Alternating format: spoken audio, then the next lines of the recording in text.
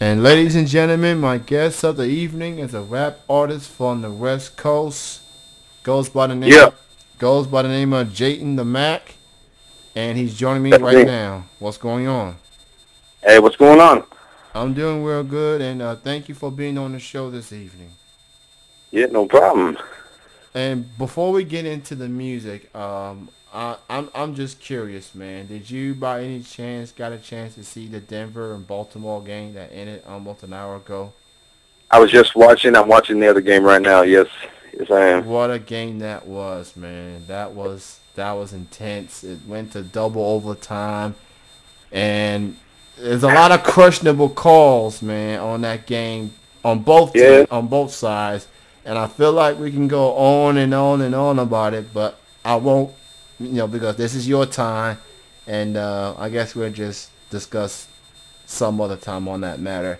But let's talk about your music, man, and what made you decide to be a recording artist.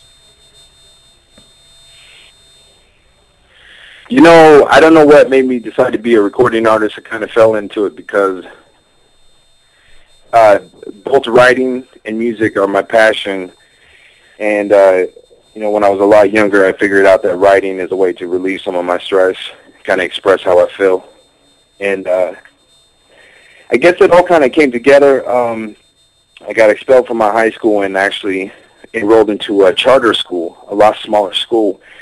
And I was actually the only person in that school. And the owner, he asked me what I wanted to do. And I told him I love rap music and I want to be a rapper. And instead of him thinking that that's unrealistic, he actually went out and purchased some studio equipment.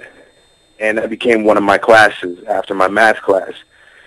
And I actually learned from a studio engineer that he brought in, and I learned how to mix boards at the age of 16. And what that did is it gave me an outlet to actually record and figure out all that sort of stuff. So at a young age, at 16, I was actually able to actually start making songs and making records and hearing what I'm doing and continuously get better at it.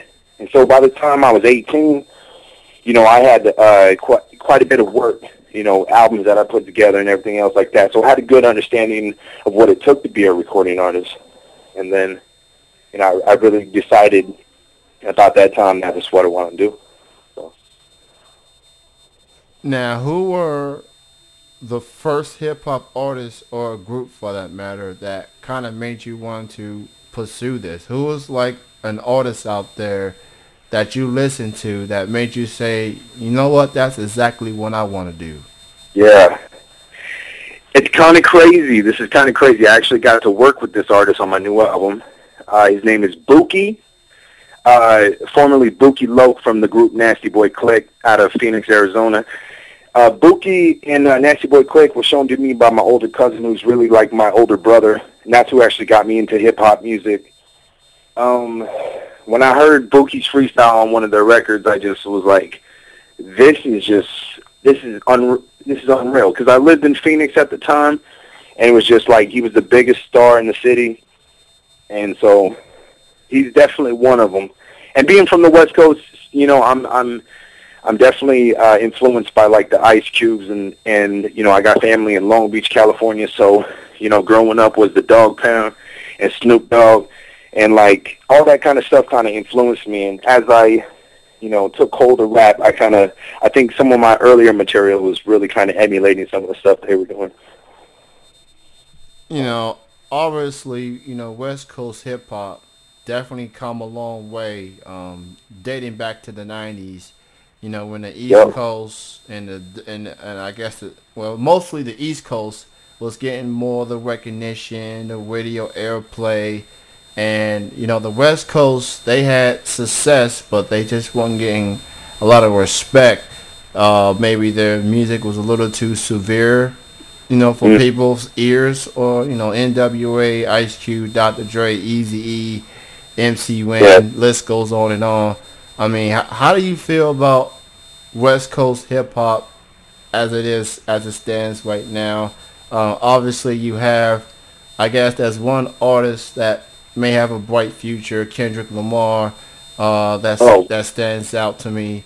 But what's your thoughts on the West Coast hip hop game right now? Yo, I'm a big fan of Kendrick Lamar. Honestly, one of the best artists I've heard in a long time, and I'm glad that he's from the West, and I'm glad he's with Dre and all that sort of stuff. In San Diego, Kendrick gets a lot of play. He's got a lot of love out here, and I think lyrically he's a beast. And I like his take. He's one of the only West Coast artists who's coming at it where he's influenced by the gangster mentality that's very fluent around here. But he's not a gangster himself. But he can still come super hard and super lyrical. And I think that's a pathway for the West Coast to follow, because West Coast is known as just gangster rap, and not really breaking out of that mold. And I think Kendrick Lamar is showing a way to be influenced by gangster rap, but also he doesn't have to be exactly gangster rap, and that's why I got respect for him. And I think it's cool. It's a new move for the West Coast. I've definitely been a fan of Kendrick Lamar for quite a while now, and it's good to see that he's getting props out there and to show that the West Coast is still buzzing. Now let's talk about your album, Hotel California, which you have been working on. Talk a little bit about the record and what can people expect listening to this record. I think people are going to be surprised. Sorry? What can people expect listening to your album, Hotel California? Oh, yeah, sorry. I think I had an echo on the phone. But I think people are going to be surprised by this album. I put endless studio hours into it. Most people spend, a couple months on a record. I've been working on this particular record for over 3 years. The reason why is because I knew this was going to be my industry debut. I have other records that were kind of underground or, put out independently. This is going to be my industry debut, and so I knew it had to be all that and more to get my foot in. And so I really went the extra mile with it. I started this record with my partner in crime. His name is Kid Sadistic. He actually passed away earlier in 2012. And what we did is we originally set off to make a record that is, from our perspective, lyrical. We come tough with it, but we also wanted to have radio singles. Me and him, we listened to all sorts of different records and just studied the game. We tried to incorporate all that into our music. And since he passed away, I kind of went a different turn with this record and kind of knew I had to kind of close it up. And so, because I probably could have been like Dre and just spending, a decade plus on a record just because I'm such a perfectionist. But after he passed away, I knew I had to get this work out. And so I spent this last year just finishing it up. And I've actually been done for a few months, and we're just waiting on a release date. And we're hoping early February. What made you name the album Hotel California? Motel or the hotel? Oh, Motel California. Okay. Yeah, Motel. The name came from a couple different things. I made a song a couple years ago on a mixtape called Motel California, and it was a really, really cool song, and it inspired me working on a mixtape. And the idea of the concept of the mixtape of Motel California was West Coast. It's a hip-hop album. It's gritty, but, I'm influenced by rock music and the Eagles a little bit. But it just so happens that me and Kid Sadistic were staying in some really shitty motels, and we started developing this album. And we kind of looked at the mixtape, the stuff we had for the mixtape, as a precursor for this record. And we got a lot of visuals from being in these really rundown motels, and inspired song after song after song after song, and it kind of brought real life and real grittiness to, what we're trying to say in these songs.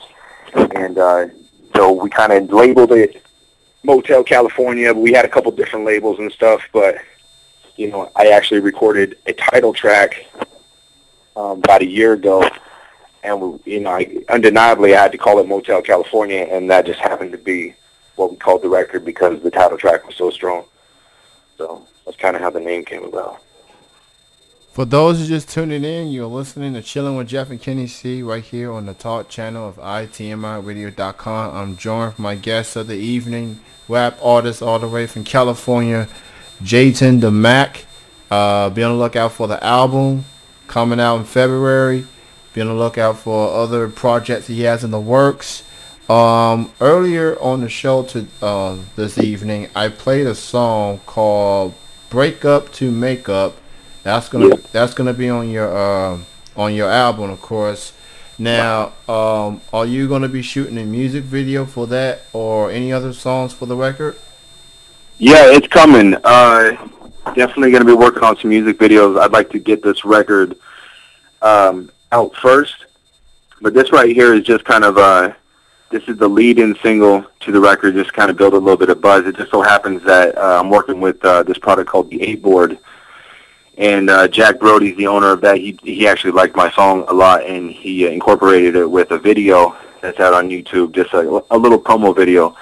But we're working on a relationship with that, and so we decided to release it out on iTunes to start with, to kind of get people hearing a little bit of the record, and then we plan on releasing the album. And we're going to follow it with the music video probably right after that.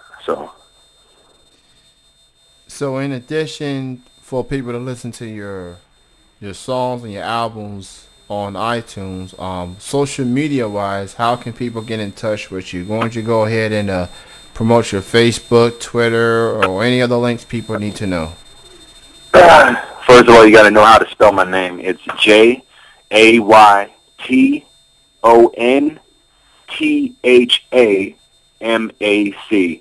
That's Jayton Tha Mac. And so I'm on Twitter. I got a Facebook fan page. I'm on Twitter, Facebook fan page, Reverb Nation, SoundCloud, you name it, anywhere. Just you can Google me. I'm everywhere actually. So, what was it like collaborating with Silver Fox? Oh, I just spoke with Silver Fox, man. I said I was going to be mentioning him on this show. Silver Fox is a mentor. He's like a big brother. He's a really good friend. Above all, besides the music stuff and everything like that, Silver Fox has been a really good friend to me and my family. And so I just want to give a shout out to the big homie Silver Fox. What it was like working with them is like a dream.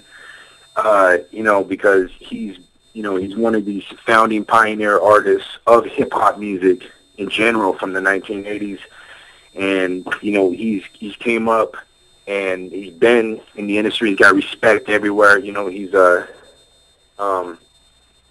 credited to helping other iconic artists on their come up, and so I feel blessed to know him, but also have worked in the studio. I have Silver Fox on the new record, Motel California, and pound for pound, I feel he's got the best verse. I feel he's got the best verse on the whole album, and so I'm hoping people, grab that record and really listen to what Silver Fox is about, because, he came through 100%. Did he give you any advice as far as, being in the industry, handling yourself and lyrically and so forth? Did he give you any advice with trying to make it into this game long term? Silver Fox has given me so much advice, there's no way we could go through it all. He's given me advice on pretty much every aspect of the industry, different experiences that's happened to him, how to avoid those. And I learn a lot every day. We still talk all the time, so pretty much every conversation I take a little bit, and I apply that to what I'm doing in the industry now. So. And for one advice to another, what would your advice be to anyone out there that wants to pursue their career as a hip hop artist, that wants to go take this from a hobby to a job? What would your advice be? If you honestly feel that this is what you're supposed to do, and this is honestly what you love doing the most, you need to step it up, 10 notches. Step it up 10 notches. Really study everything, know what you're talking about, and come hard and don't ever quit. You know, I'm a perfect example of that. You know, I've been doing this for a long time, and I'm just barely starting to get my foot in and get things down. And, you know, there's plenty of times where I felt like, man, I pushed too hard and ain't things happening. And, you know, as long as you keep cracking at the ice, you're going to break through. You know, and so that would be my advice. That's what you feel you're supposed to do.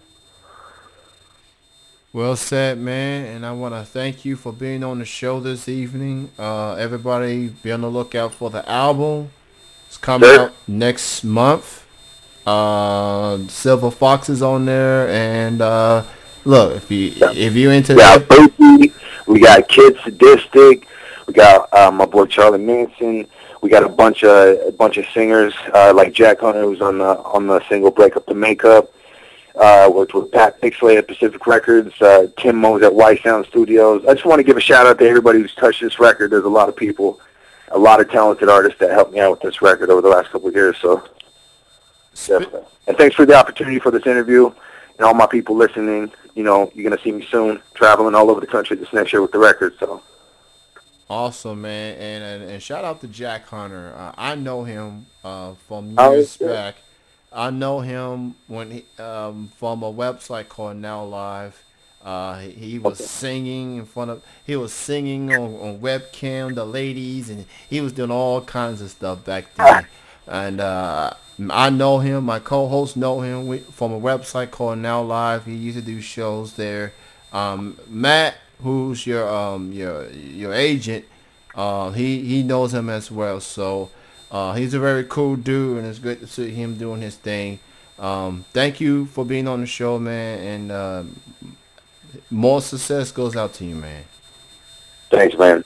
Yeah, anytime, man. Anytime. You have a good night. You too. Bye, bye. That was rap artist Jayton Tha Mac joining me here on Chillin' with Jeff and Kenny C.